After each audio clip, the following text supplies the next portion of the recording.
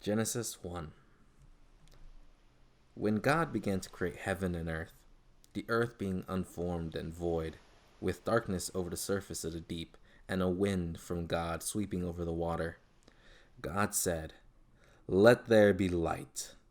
And there was light. God saw that the light was good, and God separated the light from the darkness. God called the light day, and the darkness he called night. And there was evening, and there was morning, a first day. God said, "Let there be an expanse in the midst of the water, that it may separate water from water."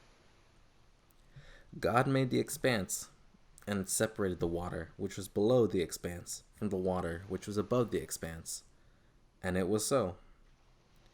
God called the expanse sky, and there was evening, and there was morning, a second day. God said, "Let the water below the sky may be gathered into one area, that the dry land may appear." And it was so. God called the dry land earth, and the gathering of waters he called seas. And God saw that this was good. And God said, "Let the earth sprout vegetation, seed-bearing plants, fruit trees of every kind on earth that bear fruit with the seed in it." And it was so. The earth brought forth vegetation, seed-bearing plants of every kind, and trees of every kind bearing fruit with the seeds in it. And God saw that this was good. And there was evening, and there was morning, a third day. God said, "Let there be lights in the expanse of the sky to separate day from night. They shall serve as signs for the set times, the days and the years, and they shall serve as lights in the expanse of the sky to shine upon the earth."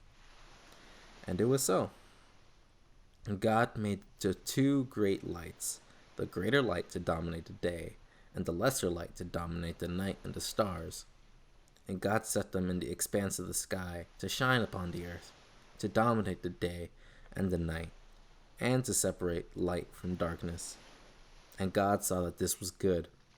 And there was evening, and there was morning, a fourth day. God said, "Let the waters bring forth swarms of living creatures, and birds that fly above the earth across the expanse of the sky." God created the great sea monsters and all the living creatures of every kind that creep, which the waters brought forth in swarms, and all the winged birds of every kind. And God saw that this was good.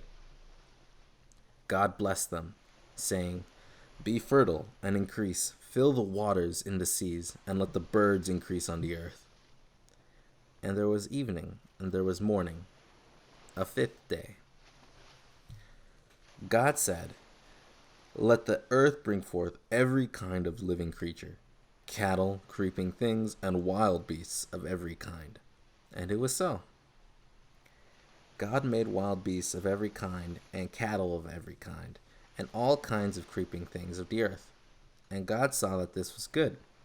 And God said, "Let us make man in our image, after our likeness.